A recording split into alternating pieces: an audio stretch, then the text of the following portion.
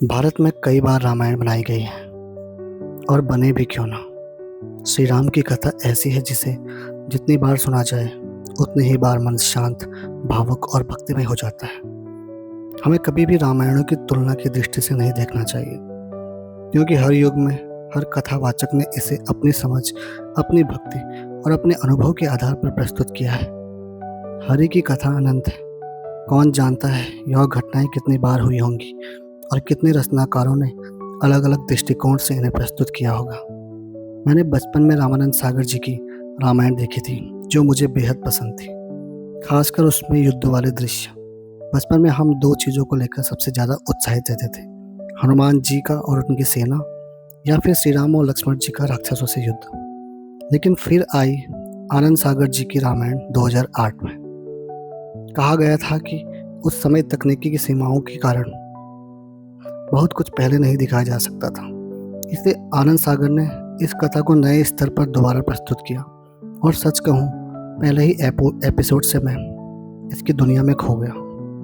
शायद इसकी सबसे बड़ी ताकत थी फ्रेश कास्टिंग। हर किरदार नया था, लेकिन भाव इतने सच्चे कि उनसे जुड़ाव अपने आप होने लगा।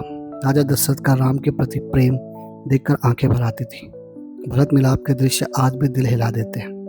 और जब वनवास से पहले श्री राम माता कौशल्या और माता सुमित्रा से विदा लेते हैं, वो दृश्य सच में रुला देते हैं। इस रामायण का स्केल आज भी अनमैच लगता है। असल जंगल, नदियाँ, पर्वत, आश्रम, सब कुछ इतना वास्तविक महसूस होता था। ऋषिमुख पर्वत से लेकर वनवास के दृश्य तक कई लोकेशंस रियल लोकेशन पर शूट किए गए थे। आजकल के सीरियल्स में अक्सर ग्रीन स्क्रीन साफ दिखाई देती है, लेकिन इस रामायण में दुनिया जीवित महसूस होती थी।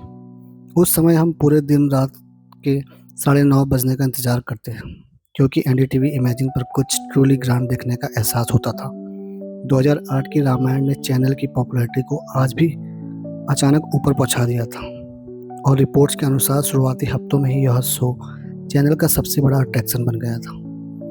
इस रामायण का म्यूजिक आज भी दिल में बजता है। रविंद्र जैन द्वारा कंपोज्ड इसके भजन, बैकग्राउंड स्कोर्स आज भी लोगों की यादों में जिंदा है। जय श्री राम सुनते ही बचपन याद आ जाता है। कुछ सीन तो लेजेंडरी बन चुके हैं।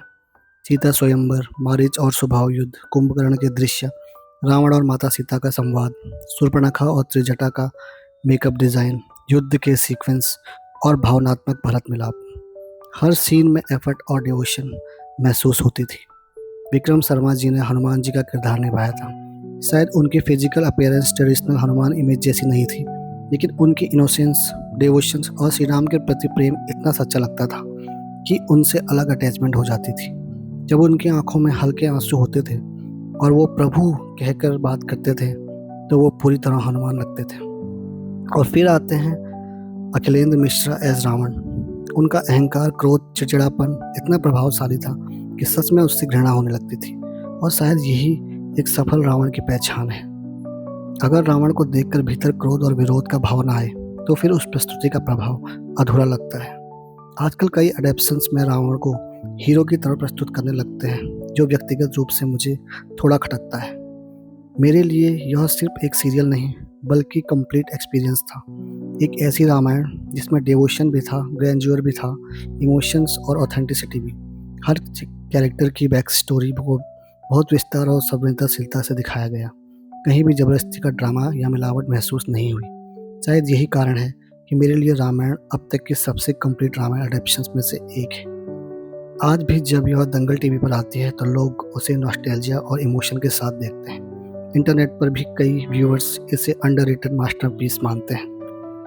अगर आपने यह रामायण नहीं देखी तो एक बार जरूर देखिए, लेकिन मेरी पर्सनल रिकमेंडेशन यही होगी कि इसे मोबाइल पर नहीं बल्कि टीवी या लैपटॉप पर देखें, क्योंकि इसकी सिनेमाटोग्राफी और फिल्मिंग बड़े स्क्रीन पर ज़्यादा खूबसूरत लगती है।